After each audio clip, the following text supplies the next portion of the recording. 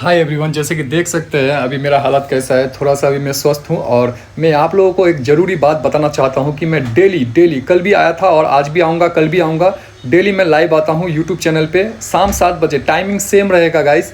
এবার বাংলা থেকে বলি, বন্ধুরা আমি প্রত্যেক দিন সন্ধ্যা 7টার সময় ইউটিউবে আমি লাইভ আসি। আমার সঙ্গে আমার লাইভে যুক্ত হও, সেখানে আমি সবার সঙ্গে কথা বলতে পারি, তোমাদের কমেন্ট দেখতে পাই। তো কালকে অনেকজন এসেছিল, যুক্ত হয়েছিল, অনেকজনের সঙ্গে নতুন নতুন ভাই ও বোনেরা এবং নতুন নতুন বন্ধুর সঙ্গে কথা আলাপ আলোচনা হলো।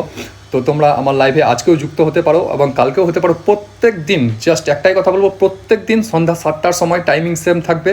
আমার ইউটিউব চ্যানেল ব্রো চ্যাম্পে আমি লাইভ থাকবো। So thank you so much, এতটাই আপডেট দেওয়ার ছিল।